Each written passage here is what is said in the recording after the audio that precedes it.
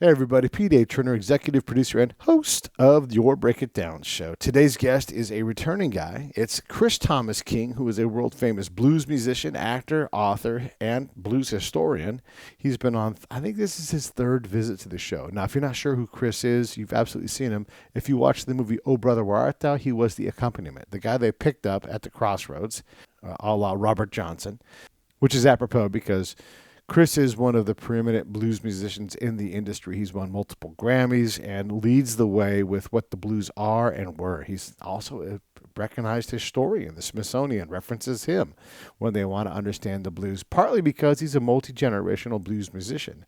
Now, his father, who's passed on, had a place called Tabby's, and everybody came through there. So Chris has this array of people that he either knew when they were alive or are still with us in their 90s, and he's worked to revitalize not only their history in his book, but also the feel and the vibe and the performances of having a premier blues joint. And that new place is called Tabby's Blues Box and Heritage Hall, and it's at the Red Sticks in Baton Rouge. If you go to Baton Rouge, you have to stop there. If you go to New Orleans, take an hour-long detour and get over to Tabby's and check it out. You will see some world-class musicians. Trust me, Chris knows how to do this. If you ever get the chance to see Chris live, whether he's touring with Lackawanna Blues, the one-man show that he plays music for, or any of his live musical events, you should absolutely do that. He's a wonderful dude, and I vouch for him 100%. I've come to know him a little bit, and I can't say enough great things about the work that he does. Okay. That aside, hey, if you love what we do, here's how you support us. Go to the main page, buy a shirt, send it to someone, subscribe, tell a friend about it, share the posts. All of these things are ways to help as we all try to figure out what's next in life. That's one of the things that really helps. If you're already doing these things, I appreciate it. We post things all the time. All I'm asking is that every now and then you repost one of the show episodes or get someone to subscribe. Really, that helps. All of these things are enormously beneficial. All right, one more thing. I'm going to say next. Save the Brave. SaveTheBrave.org. We're doing big things, getting more and more tied into other people, events, fundraising things, and the charity is going well, and that's partly because of your guys' support, so thank you so much. If you're interested in helping, let me know. Pete at BreakItDownShow.com. I'd like to get you involved. All right. Here comes Chris Thomas King. Lions Rock Productions. This is Jay Moore. This is Greg Proops. This is Jordan Harbinger. This is Dexter from The Offspring. This is Nathan This is East. Sebastian Younger. This is Rick Marotta. This is Stuart Copeland. This is Mick Gillette. This is Andy Summers. Hey, this is Skunk Baxter. This is Gabby Reese. This is Rob Bell. Hey, this is John Leon Guerrero. Hey, and this is Pete A. Turner.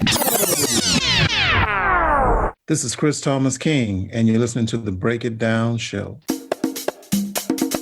And now, the Break It Down Show with John Leon Guerrero and Pete A. Turner. Yes, indeed. Chris Thomas King is the king of New Orleans blues, the now proprietor of Tabby's Blues Box and Heritage Hall, which is the famous juke joint that was owned by his father. Is that right, Chris? That's right. So tell us about that mission, because that's a new one for you. Yeah, well, this is... the name of the venue is Red Stick Social originally, and it's been open now about 7 months. And I came in as a partner and owner recently, and we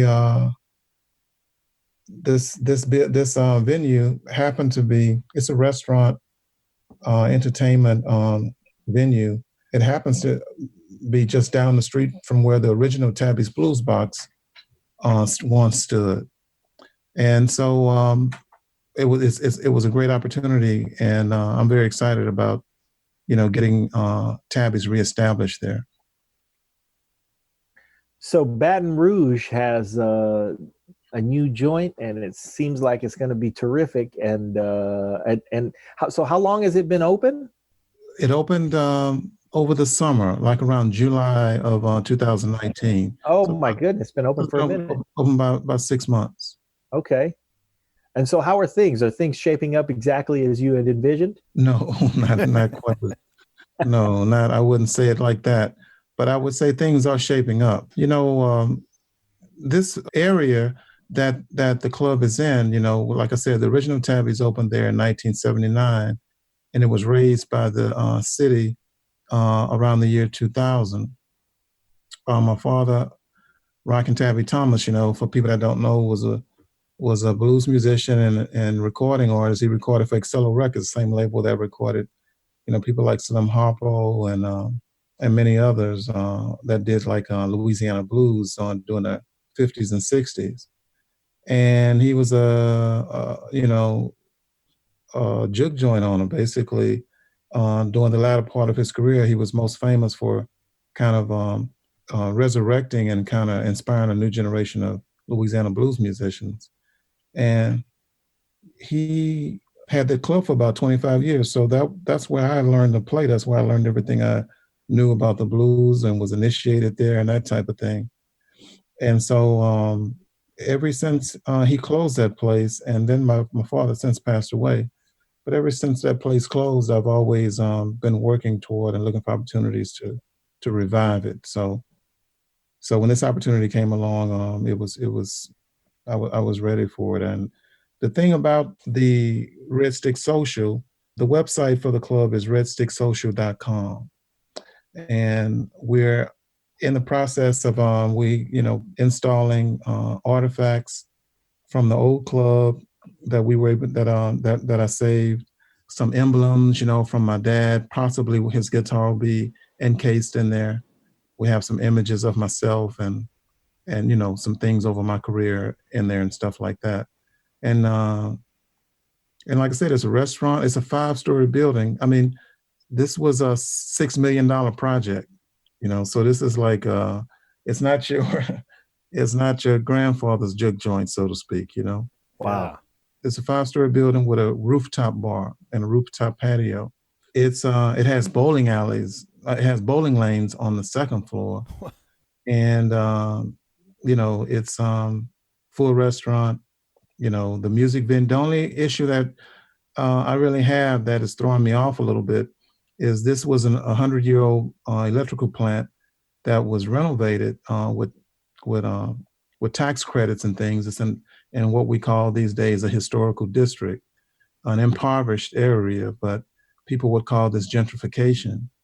But the building was not treated for sound. So at the moment we have bands, but our acoustics, when you think about it, you're on stage playing in this fabulous brick and iron and all that kind of stuff there. It looks nice. But the drummer is echoing all the way up 5 stories to the roof, and it doesn't sound that pleasant. It's not as to treat the building for acoustics, to improve those acoustics. It's very expensive. So we're trying to work around that, and we hope to kind of eventually, we're in the last phase of the building. Trying to build out the musical part. And like I said, it's open for business. Anybody passing through Baton Rouge can stop in and have a bite to eat and hear some music. But it's not what it's going to be, say, 9 months from now, once we have it, the building treated for sound. How much of your dad's old place is actually physically in the new place? Were you able to take some mementos and get them on the wall? Is it sort of because look, I know that you are, I don't know, are you the preeminent blues historian around? I mean, you've got the knowledge. Is a lot of that stuff in the building now? Very little, because the original club was razed. So nothing was really saved from there other than, our personal instruments, maybe some, placards and, photos and things like that. So the city razed that building, so it was torn to the ground. It doesn't exist anymore.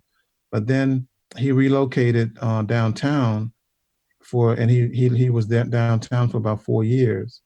And there are some things that when people reached out to me saying that they had saved some exterior signs that said Tabby's.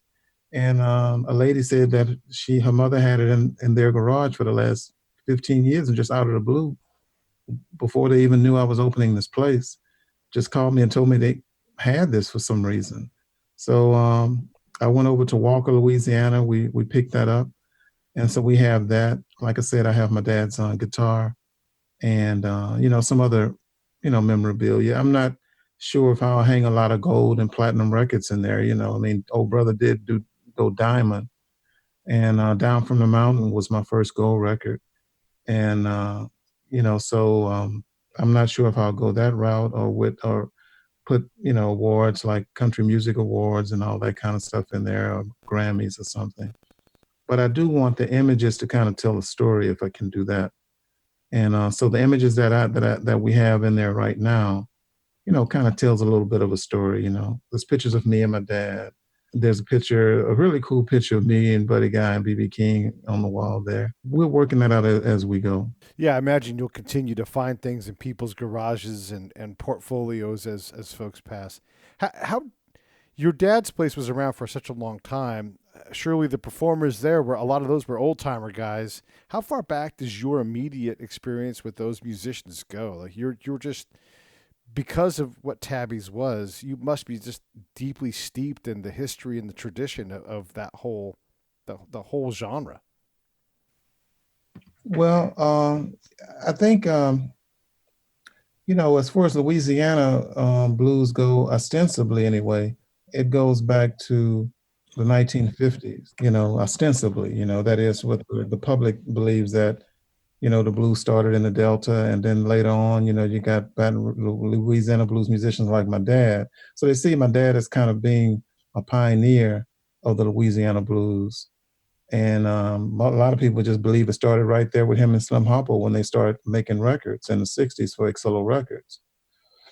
But obviously, Louisiana blues goes back a lot farther than that, the real story. But so my original absorption of the music and everything and the culture was just of musicians who were immediately playing at the club. People like Henry Gray, who is 95 years old right now.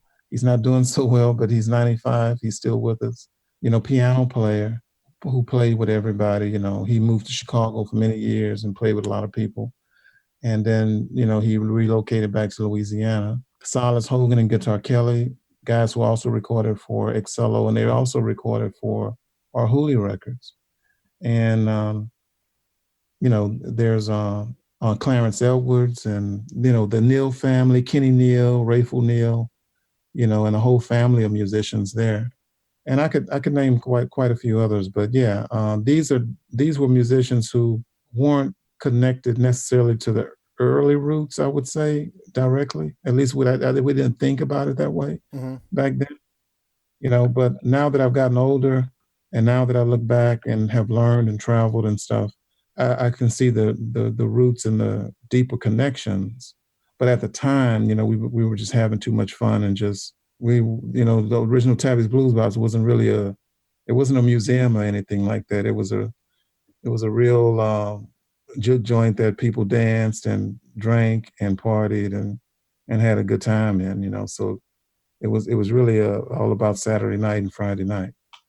As entertainment evolves, are you finding the audience now, a generation later, is embracing the entertainment that you're putting forth? I mean, aside from the bowling alley, do they get the blues? Is Baton Rouge embracing the blues the way you want? No, I mean, here, what it is that I think when we announced that we were gonna revive Tabby's inside of Red Stick Social, I was quite surprised at the immediate response. I mean, it kind of blew up social media. The local news cameras, came out we released our press release, and about 2 hours later, there were news cameras, in front of me wanting to do, some live shots for the evening news. I mean, it was a kind of a big deal because my dad, it reverberated around Louisiana, from New Orleans to Shreveport, because my dad was beloved by people, and people saw him as a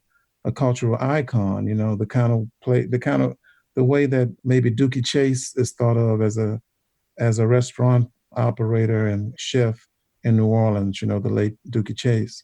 Right. My dad had that same kind of reverence. Reverence. He was beloved by people. And so people were very excited about it. So we captured the public's imagination right away. But then the reality of, we were thinking about having a soft opening and just kind of easing into it.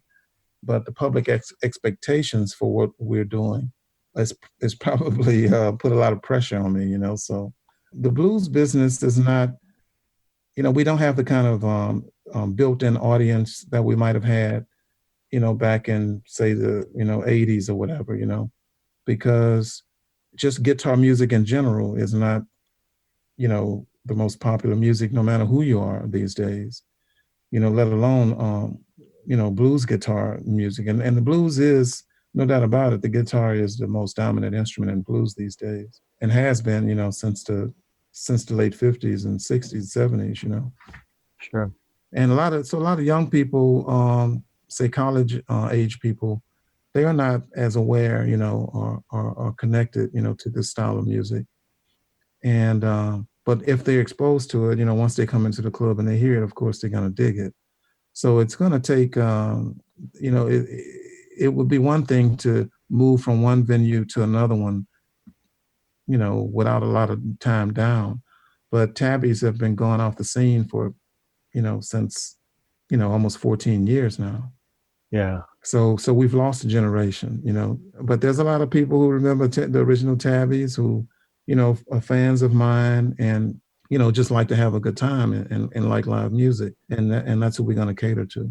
Well, that's terrific. I'd really like to see the place succeed on the resurgence of live music, because we're seeing a little bit of it here on the West Coast, over in Oakland, down where Pete is in Los Angeles. There are venues that are coming back, and that vintage is being appreciated. So, I hope you see the same resurgence, and that you're, as the custodian of live music, as one of the custodians of live music, that you succeed and succeed gloriously. Yeah, I mean, I think we're going to be fine. It's just I'm a perfectionist, and so I've had my own recording studio, for a very long time. I'm meticulous about sound and audio and stuff. So there's a high bar that I have that I'd like to reach with the place. But most joints are not pristine. The sound is whatever. You might have a leaky roof and you just put a bucket up there or something. That's the history of jug joints. You just get some duct tape and make it work. The challenge with this place that I'm finding is that we're in a historic building, so there's limitations as to how to you just can't go in with a hammer and a chisel and start nailing into the historic walls. You know what I mean? There's no. It's kind of complicated when you're in a historic building and you're trying to preserve that building aesthetics, but at the same time, you need to run some wires through it, or you need to tear out a wall or whatever. There's just a limitation of I have to work within the frame of what's there.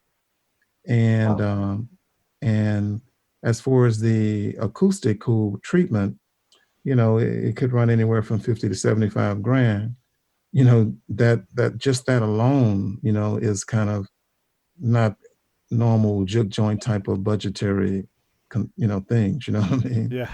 So when you got to spend all kinds of, tens of thousands of dollars before you can start really, booking some headlining bands, you kind of, you're kind of in high cotton up there. It's a different kind of problem than the kind of problems that a normal mom and pop juke joint would have. Mom would just wake up and say, hey, we need to do such and such and such, and pop just get it done, by that evening or whatever. So this is so Not in so other easy. words, yeah. So in other words, this is, like I said, it's a $6 million structure, and there's a certain way you got to unfold things, and a certain way you have to do things, and so it's a little bit done by committee a little bit, and there's budgetary concerns and how we go about it, and you want to do it the right way, with the aesthetics and everything of the because the building is over 100 years old. And that's for America. That's an old building. Yeah. Yep. Yeah. No doubt about it. And it's been zoned and deemed, historical. So we can't just do whatever we want to do to it. How involved are you with the process of building out the kitchen and the menu and all those things? Do you care about that at all, or are you focused on the music part? No, we have a chef that handles the kitchen, and I try to keep. I'm not a food critic, so I try to stay in my lane. Yeah. But at the same time, I don't want the chef. The chef stays in his lane. You know what I'm saying? So I'm the music vision and create and the creative or the curator, so to speak, of how we're going to pay tribute to the neighborhood, pay tribute to my dad's legacy, to my legacy, and the kind of acts that we'll be booking, and the kind of music, and just kind of the way we're going to try to present the music part. Yeah. And I'm happy about that because I have other things that I'm doing. I have other, you invest in you're trying to spread yourself too thin, but at the same time, over those last 14 years or so, there were many opportunities for me to open a jug joint or open a nightclub, and do something on a smaller level. But the difference with doing that is that I did that for 25 years with my family. I know what it takes, to run a jug joint. My dad used to play at his place every Friday night, and then sometime other times during the week. Matter of fact, I had to play all through the 80s. I played at Tabby's. I mean, I hardly ever had a night off because it was a family business. And if a drummer didn't show up, I had to play the drums. If the bartender didn't show up, I was behind the bar. And I didn't want to put myself into a situation where I'm trying to run a mom and pop in 2020, because mom and pops just have a difficult time these days. It's so I'm happy to be able to go do movies, to go on concert tours, and to continue, to do the things that I need to do travel wise and stuff like that, and not have to be managing a place, 24/7. I didn't want to put myself in that situation. So that's another reason why this was a perfect investment for me. Yeah, you are a busy guy, and I want to get into some of the things you're also working on besides this. But you're right; it's easy for you to get fixated on the sound and on the acts that are going to come. And of course, we're going to have Buddy Guy. Let me get on the phone. Next thing you know, you're booking all the acts for the whole year. It's a super sticky trap on the music side of it. But who do you want to have come in? What are some of the names that we would recognize from the blues world? I'd love to see, Marsha Ball on stage. I'd love to see Shamika Copeland. Oh, so many, Joe Louis Walker. I mean, and then, Kermit Ruffins, the New Orleans guys, just good music, really, whether it's, all kinds of roots music I would love to cater to, but just good music. And if there's great jazz, blues, a lot of these terms, marketing terms we use for this music is, is, kind of here nor there with me, but basically just really good music. There's clubs that I've played over the years, like Blues Alley in Washington, D.C. There's Jazz Alley in Seattle. There's Yoshi's out in San Francisco. There's also a chain of clubs called City Winery. You can't reach those levels overnight. Those venues have been around for decades. Right. And they're the kind of places that have been able to attract musicians of the highest caliber. They create an environment that those musicians are comfortable in. They know that the musicians are not on the stage competing with ESPN or whatever. These are kind of venues where you politely ask the audience, not to film, or where you're hoping that the audience is kind of more involved with the music than their cell phone, so to speak. Snug Harbor in New Orleans is another venue. So these are some of the type of venues that, in time, I would like to see us, reach that kind of level and attract those kinds of artists. But I know it's going to take time. Right now, we've been booking mostly just local music. Right. We don't charge a cover because, like I said, the acoustics are not ideal. But what I plan to do, we haven't really had a grand opening yet. and we've been kind of quiet about what we're doing. But I'm hoping that when the weather breaks this spring, I'm trying to plan because we have a really nice uh, uh, what would I call it? Like kind of a garden or an outdoor grassy area outside the club. The club is fenced in, and there's like 6 or 7 restaurants. It's called Electric Depot, the whole setup. And Red Stick Social is the main entertainment hub. But, there's another building next to it that has some apartments, has a coffee shop down there. They're opening a taqueria. They're opening some kind of Japanese ice cream restaurant or something. So it's a place where you go, and then there's lots of different things to do once you get there. And then there's a grounds or a grassy area that connects it all. Sure. And out there in the spring, I plan to do an outdoor stage and do some of my performances with my road band there, and invite some people there and try to create like maybe one night a week. I don't know if that'll be early Friday evening or early Saturday evening where we do an outdoor concert series. And that way I can get around the indoor acoustics, Right. So, we kind of have an after jam or, local band, kind of play into the night inside after the outdoor thing has been finished. But my idea is to have some outdoor stage shows there during the festival season, like during the blues festival here, during jazz festival. And eventually when we get our acoustic treatment done, we'll start moving those things inside. I want to point our listeners real quick because you're talking about a lot of things and there are visuals. If you go to christhomasking.com, go to the blog news section and you'll see some pictures of the venue and it's really beautiful. So, being in a rustic building like that does have a ton of charm.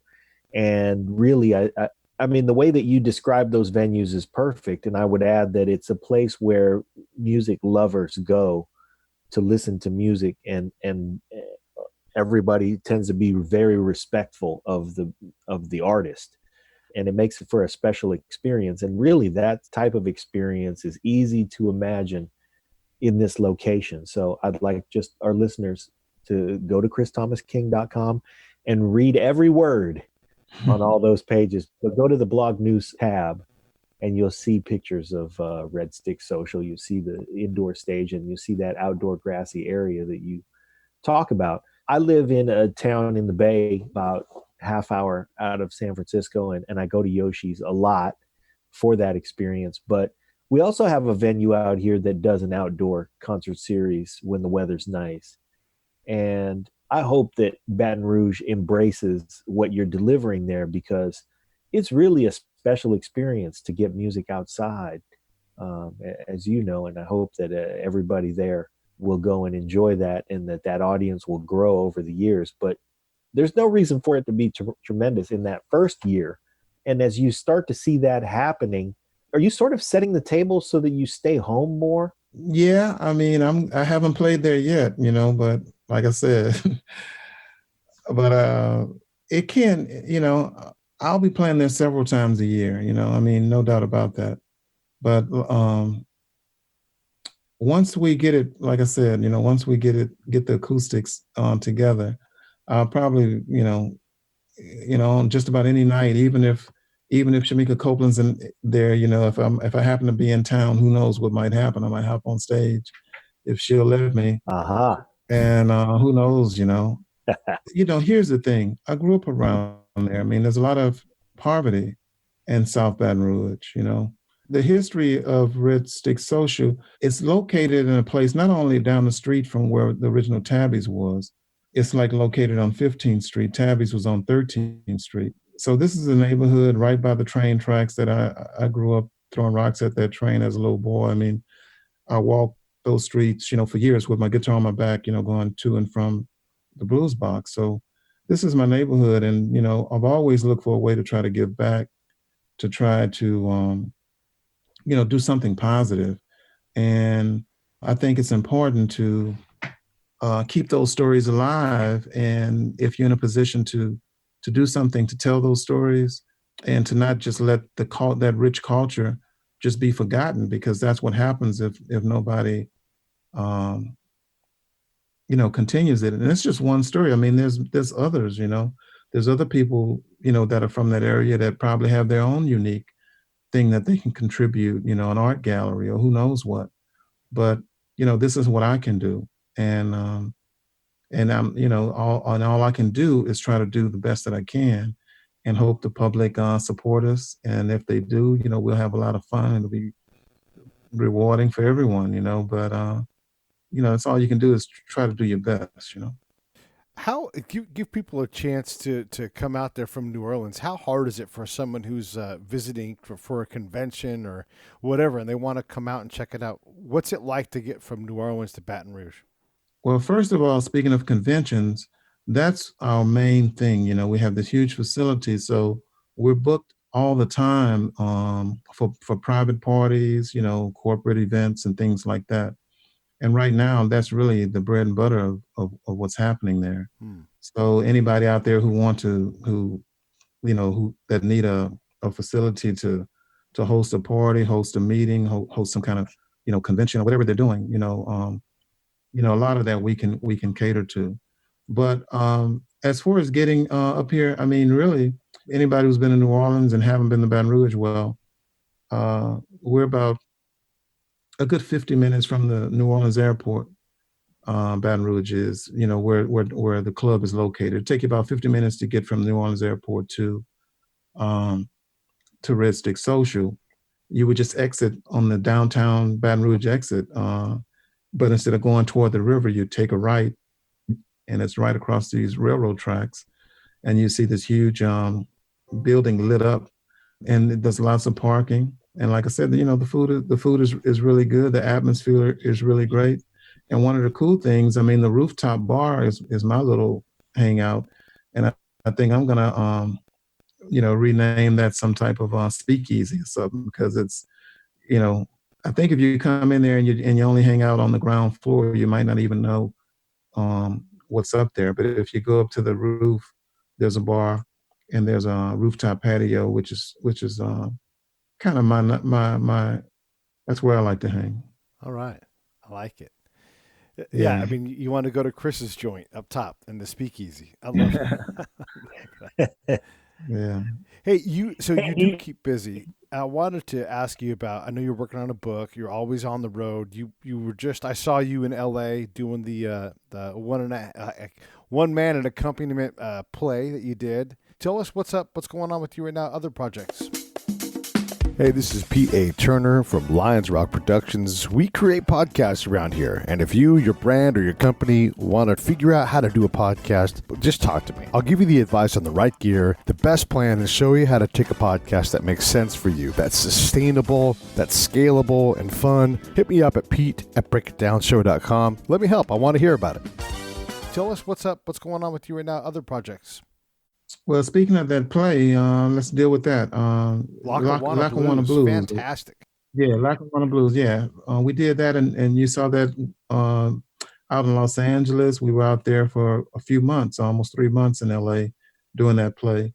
Well, we're going to take that play on the road to New Jersey this summer. In June, we open in New Jersey at a theater there, and we're also going to spend the month of July in downtown Boston at a theater in Boston. So that play is up and running off Broadway. And so I'll be doing that all summer. Let me just say this, jump in here real quick, because what the audience needs to know is that it is an incredible show. You play the guitar and sort of tell the sonic part of the story, but and I don't remember the guy who it's his show, but he must play 50 different people on that show, and it's just fantastic. If you guys have a chance to go see it, you absolutely should, because you won't regret it. It's such a fantastic. It's just I can't say enough good things. It gets my highest endorsement. Yeah, thank you. We'll be at the Two River Theater with Lackawanna Blues in Red Bank, New Jersey, and those dates start June 6th and runs through June 28th for the whole month of June. and it's not on my calendar just yet, but the whole month of July we'll be in Boston. Wow. Yeah. And, between that, I have some dates coming up with my band. Next week we're in Pensacola, Florida at the Vinyl, a theater there, and Jazz Fest. Anybody who's coming down to Jazz Fest will be at Jazz Fest May 2nd. So in New Orleans. So, again, in order to be able to continue recording, acting, traveling, and doing the things that I'm doing, it's important that I decided to, revitalize Tabby's at Ristic Social with a group of partners, as opposed to, trying to do something 100%, on my own. Yeah. Well, I'm glad you're doing that because, you can get a lot more accomplished, especially when you open a place the size and scope of your place now, because you can't do it all. You can't do it all. No, not and do it not and do it right, Yeah. And so yeah, and the other thing that's going on, I mean, I'm always recording. I mean, I'm in my studio now. When we finish this podcast, I'm still mixing, trying to finish my new album, which I'm hoping to release in about the next 6 to 8 weeks. And I can't give you a title just yet, but I've recorded enough material for a couple of albums. But the hardest part is going to be, trying to, figure out, which songs flow best together and says what I want to say at this time. So that's exciting. And of course, I signed a book contract a few weeks ago with Chicago Review Press, one of the largest publishers in America. And the working title of my book is The Blues, the authentic narrative of my music and culture therewith. And it's scheduled to be released the first quarter of 2021. And they're contracted to do should be about a 400-page hardcover book. And it's actually the first authentic history of the blues, because it's the first blues history book written by an African American. And I say that, and every time I say that, I'm shocked. And I'm not proud of the fact that I'm the first African American to write a history of the blues. That's not why I'm saying that. The reason that is noteworthy is because, it made you, I heard somebody fell out over there or something. But, I dropped my phone. yeah, it's shocking. It's shocking. Sorry. But the reason that's noteworthy is not because, the first to do. It's not about that. It's not being the first to do something. I'm actually a little bit depressed that I'm the first one to do it. When I was doing research for my book, I couldn't find any books written by African Americans on the blues. And, there's two authors, Leroy Jones, and who did a book called Blues People that was released in 1963, but it's more of a series of essays, not necessarily a history book with notations and citations and, footnotes and all of that, like my work is. And Albert Murray is also a fantastic, the late Albert Murray is also a fantastic, he's written some books that are very important, but even his books, read more like essays. They're not necessarily a history of the blues. So the story has never really been told, properly by someone who's from the culture or grew up in it. And that makes it important, because it's a counter narrative to what we have been told this music is and where we've been told it comes from. And I break down a lot of myths and fairy tales and stuff and kind of, correct the record, This is an important thing, though, because obviously you're passionate about it and you are a walking history, but it's an oral history. So getting it out, getting it cited, this is important. And then the bigger conversation can occur. You're moving the conversation to a place where now they have to deal with an actual good qualified book. and instead of just spouting off something. It's not just, this book is bigger than you, I guess is what I'm saying. And I'm sure you get that, but just thanks for writing something like this to give us all a chance to understand a real history instead of a lot of anecdotal things that aren't really tied together. It's a culturally important book beyond just, your contribution to African American history and anything else. So thanks for writing it. Yeah, well, there's a lot of fairy tales like Robert John sold his soul to at the crossroads to the devil, and all kinds of myths and legends that are just what they are. Just that they're fairy tales. They might be enticing and they might intrigue people and get their attention or something, but at some point, these kinds of stories need to be placed in the fiction section in bookstores, and we need it's time that we have a real history. And to be honest with you, the real history is more fascinating and more unbelievable. It's almost more unbelievable than the fairy tales, because we've heard the fairy tales so long, and then you come with some genuine history and setting the record straight, and sometimes that's stranger than the fiction, because people are just not used to. They're just not used to hearing authentic American history, really. I mean, we've all been raised on some idealized version of the past, and usually history is, the stories are written by, the stories are written by the victors, The victor, yes. So this one is going to be a counter narrative.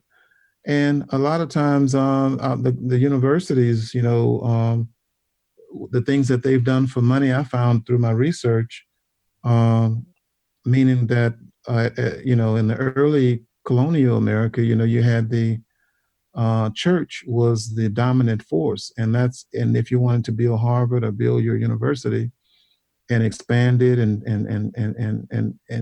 needed money for research and things like that, the church gave you the money. So you put things in your curriculum that the church wanted in there.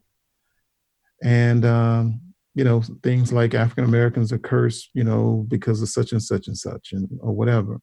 And then later, it's the planters, the slave owners are sending their kids to these universities, these Ivy League schools, and they're the ones building the buildings, and the buildings are being named after them, and so on and so forth. And you're going to write that these people, their slaves are happy, and they do, the music they're singing is happy songs, and, silly stuff like that. And, and then you get the barons, you get Carnegie giving the money to Booker T. Washington, to build Tuskegee and start training African Americans to move up north to work in these factories and things. So, and I guess now we have people like Facebook and who knows what, kind of the barons, the planters, the church, the all powerful entities, kind of control our curriculum, really. And so for me, I'm not an academic, this is not I'm not a professor at some university or something. So and nobody, really gave me any money to write this book.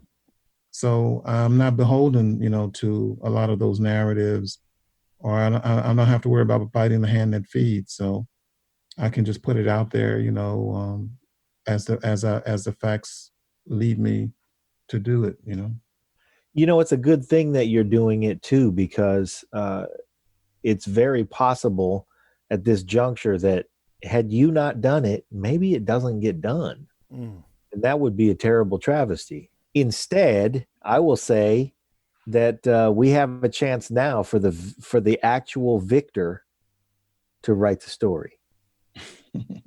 I'll piggyback on Pete thanking you for writing it by saying thank you for hanging in there. All right. Well, now y'all haven't read it yet. Y'all just kind of hearing it from. But I'm not. It's not going to disappoint. It's going to be provocative. I think some of the information is going to be eye-opening, and it's gonna fit. Your common sense. Common sense should tell anyone when they come to a blues club or a juke joint, I mean, like at my dad's juke joint on a Friday and Saturday night, the audience weren't sad and depressed and down in the dumps. That's the definition they say of the blues, and we were on stage singing some real slow blues tune, doom, doom, doom, doom, doom, doom, doom, my baby, baby, and this kind of thing here. And it's like they're saying, man, they're really down in the dumps tonight. They're really sad. And what we're really doing at 12 in the morning or 1 in the morning or whatever, where people want to hear some slow dragon music. Mm-hmm. So you playing a 12-bar blues, or you playing it real slow and real sensual, because the audience wants some slow blues. Was from the beginning, it was belly rubbing music. It wasn't the only person that was sad was the person that didn't have anybody to dance with. So these ideas that somehow on a Saturday night in some joint, in Louisiana, everybody is sad and down in the dumps. Your common sense tell you that is ridiculous. Mm-hmm. I mean, we're not even sad and down in the dumps at funerals.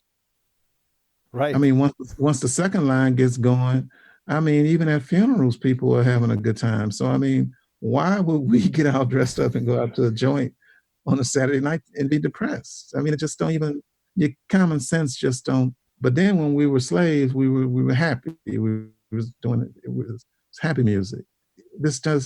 Your common sense tell you this is ridiculous. No sense at all. Yeah, but nobody seems to debunk it, or just say the emperor has no clothes on. I mean, it's like, what are we doing here? So that's why I say when I was doing my research, it was 10 years of research to write the book. I didn't think it would take that long. But as I began trying to find real references for things, and having to go back and read, outdated material, or first printings of certain manuscripts and things, or deal with, court records and census reports, and there's a lot of information that I use that were what you call primary documents and things. So it's not like an opinion piece or me just riffing. I only say things that the facts allow me to say. And you're going right to the source. Yeah, going to the source. The biggest source that I had that really helped shape this was a woman by the name of Gwendolyn Midlow Hall. And Gwendolyn Midlow Hall, she found a lot of these documents from Spanish Louisiana, handwritten information that tells a very unique story about Louisiana that's very different from the British colonies. And we'll be here all night if you guys get me to talking about it. So I'm not gonna dive too deep into it.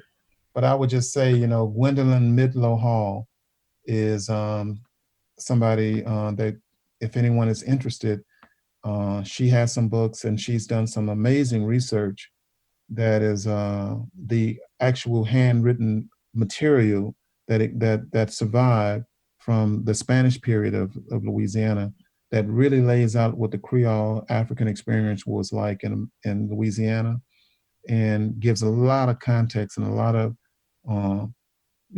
documentation that a lot of what I bring forward, it's based on that foundation. So it's very strong. Wow. Well, before I forget to say this too, when you're ready, we should have the two of you come on the show again and talk about this stuff, because the more voice we can give to these things, the better. And again, the book needs. Look, you can be modest and everything else. I know the book's going to be a smash because you're doing it, and you don't do things halfway. Just like you won't build your club halfway. You're like, it's going to be done right and everything. So I'm looking forward to it and would love to be able to host a conversation with you guys. Well, Gwendolyn Midlow Hall you probably won't be able to do that. She's alive, but she's probably 90, 91 years old now. Yeah. But she's moved to Mexico, and I believe she lives there. But she's noteworthy. And let me spell her name for people. Gwendolyn, Gwendolyn. Her middle name is Midlow, Midlo, and her last name is Hall.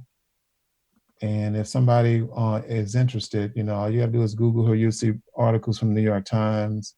There's a whole museum, a historical place where her records are kept, for future researchers. And she's a bad woman. I couldn't have written my book and made sure that it was on solid foundation without her research. That's terrific. I just want to remind our listeners, you go to christhomasking.com and read all about the stuff that we've been talking about here. You can read also about Chris's musical career and his career as an actor. And again, you're a custodian of the blues. I'm glad it's in good hands. As you look forward to generations coming up, if there's a young player who embraces the blues, what would you say to a young person picking up a guitar now, if you could talk to yourself when you were a very young man, what would you say? That's a great question, and I don't know how to answer that. Great and very wide open. What I would say to myself, I don't know how to answer what I would say to myself, but what I say to someone picking up this music, first of all, I would say that you don't have to play the guitar to, even though the guitar has been for the last 50 years or so, has been the main instrument for the blues. It might not be the main instrument in the future. That might be something different. And because prior to the guitar, the trumpet was the main instrument. And the trumpet was, from Louis Armstrong to Miles Davis or whatever, these great trumpeters were the ones who kind of laid the foundation of improvising and expressing this music as soloists. And all we're doing on guitar is just kind of playing those notes that Louis Armstrong played, years ago. We're just doing it on the guitar. So as music moved forward and technology moved forward, who knows what that new instrument of the blues is going to be. And I would just tell them, don't get caught up in any kind of form. Don't let anyone tell you that the blues has to be a 12-bar form or a 32 bars or 8 bars, because no other popular genre is like that. Nobody says, well, rock and roll is, you can only play these chords and it's, it's 8 bars, 4 bars, whatever. So blues is more of a philosophy. It's a music philosophy, and it's a philosophy about taking a piece of music or taking something and twisting it and molding it into something that's an expression of that's your unique expression. And so I would say, just don't get locked into these boxes that many people try to put you in. And most of the great blues musicians, like Jimi Hendrix, Miles Davis, most of these great soloists, they wouldn't allow themselves to be put in a box. And you can take any song and blue it, you know what I mean? Yeah. So I would just say, think of the music as a music philosophy of free expression, and learn how to, you got to kind of find a way to find out who you are and learn how to manifest that in sound or in your music, or try to express that uniqueness or put that sound out into the world, the way you want to. I mean, these are so esoteric, these things that I'm saying. But I think if a person is a musician, I think they know what I'm trying to say. Yeah. I'm not a even though I have in the past, mentored young musicians. I've done that in the past, but I've never learned the language of teaching music. So I don't speak that language. I can read music, but I can't talk about it in musical terms. And I guess I choose not to do it. Right. So, You don't want to get in that box either. yeah, I mean, there's a certain language that you hear musicians that went to Berkeley or learn music and stuff, and then they start, telling you, yeah, this is in 6/8 time, and we do. And it's like I don't even know nothing about. I don't want to know. I'm gonna if I can't feel the timing or whatever. I mean, I just don't need to read it on a. It's a. I just choose not to go there. Yeah, right. I can't express it like I'm kind of at a loss for words because Yeah. I'm just not used to that language, how I would express music to another musician. Because nobody really ever sit me down really. I didn't take guitar lessons. I didn't learn music, learn the guitar formally.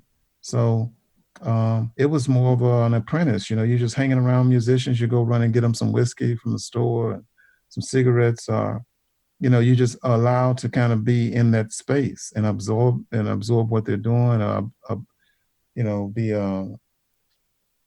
observe them at work, at play, and so it's kind of and the older musicians, they never really talked about music. They never talked about their guitars. I mean, one musician, Guitar Kelly, one time we were playing a gig and he broke a string. And his idea for good strings, he said he had those strings for a few years. Those were some good strings. Wow. That's his idea of a good string. Most people, man, I change his strings almost in between sets sometimes. Yeah. So I hardly ever go to a gig without a fresh set of strings on my guitars. But his idea of a good string was, man, that lasted me 2 or 3 years. And then you would take them and boil them in hot water, to get some more life out of them. So, Yep. Wow. this is like, but how you, so a lot of sometimes it's one thing to read the music on paper and play it on your instrument, but it's another thing to talk about it, and I kind of just choose not to do it. Well, I don't know who said the old quote that talking about blues is like dancing about architecture. But there's some truth to it. If you can't feel it, don't bother counting it.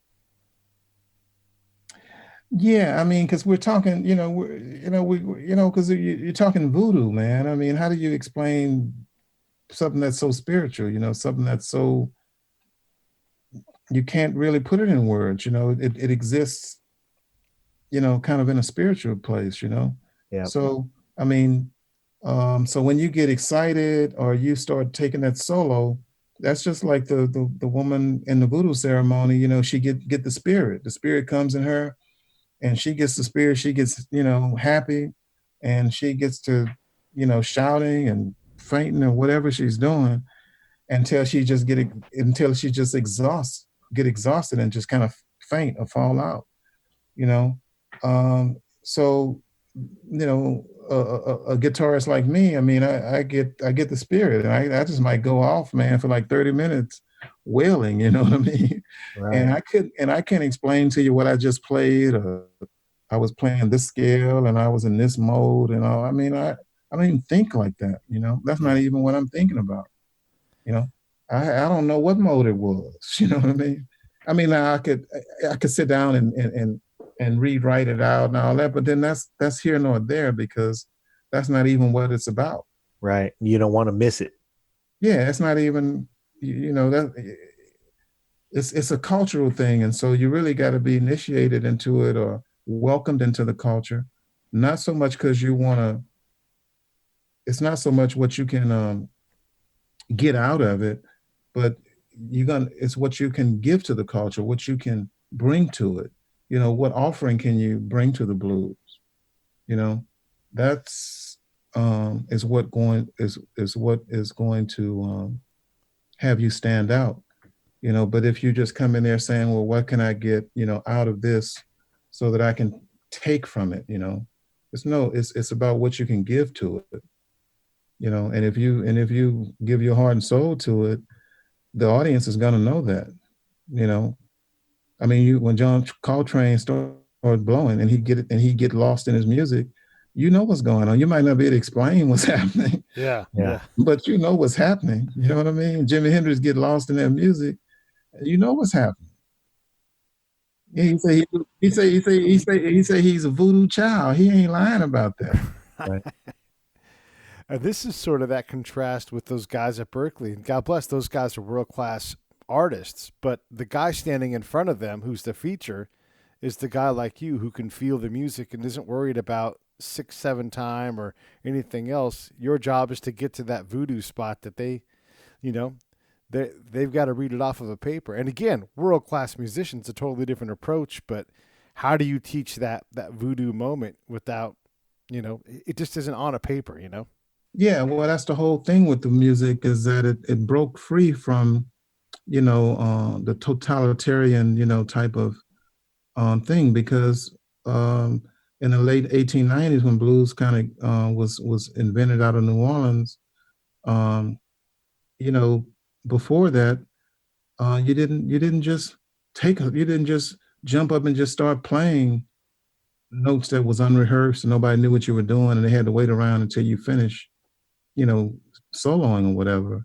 Or, you know, think about it. I mean, you played music in the church, very controlled, you know, draconian type of place, setting for a musician. Mm-hmm. Same thing if you're in a marching band, and Sosa's marching band, it might have been the greatest band in the land, but it's very regimented. You got a marching step. There's no individual is standing out or marching in his own way or whatever. Or, you're playing this regimented, totalitarian type of music. And our music is used for ceremony, for rituals and things like that. You're playing it for God, or you're playing it for this and that. But the blues comes along and it breaks with that. Nobody had ever really broken with draconian. The conductor in the opera. You don't just take a solo in the middle of the orchestra. It's like, what is he playing? You might get hung or something. You'll never get on that stage again if you don't follow the strict, written, language that music is written by. And the Italians had so many different words to describe every little note and feeling that you're going to play it with, so, an obligato, and you're going to do this. And it's like, you got to learn all this language because you have to play it so precisely. And the blues just did away with that. And that's the whole point of this music, is that it's free expression, something that societies, and that's what America was born to do, is to break free of the church, break free of the king, and the draconian control, free expression. That's our First Amendment, So the blues is the First Amendment manifested in music. And so why would you try to, I know you got to try to teach it. Everybody can't grow up like I grew up. I grew up kind of unique, And so if you're from Canada or from Japan or someplace, and you're trying to get next to this music, well, you got to try to get it however you can get it. So I'm not knocking Berkeley. I'm not knocking anybody that's out there teaching music. I'm just saying that someone like myself, it would get in the way if I tried to teach it. I'd have to learn this whole new language of speaking it. And I just don't, it just gets in the way. Well, I know one place where you should get in the way of, and that's over there at Tabby's. And it's down there in Baton Rouge. If you guys are in the area, whether you're in Louisiana or Baton Rouge or New Orleans, you definitely have to get out there to the place and check it out. And for sure, Lackawanna Blues, if it's in your city, Boston, I'm talking to you directly. New Jersey, you got to go see it. And also, hey, how about Voodoo Lounge? Great album. Like your last album was just fantastic, and I can't wait for the next one. I spin it all the time. So great. Chris is full of greatness. I can't wait for the book. And just seriously, man, thanks for taking a late night with us and spending some time, because I know I appreciate it. And I'll let John say whatever he wants to say. Yeah, I was just going to say, if you want to know about a guy who can't be put in a box, you're talking about an actor, a blues musician, a blues historian, and now an author. Our guest tonight has been Chris Thomas King, and man, thank you so much for sharing the airwaves with us a little bit. It was my pleasure. And thank you guys. We'll do it again soon.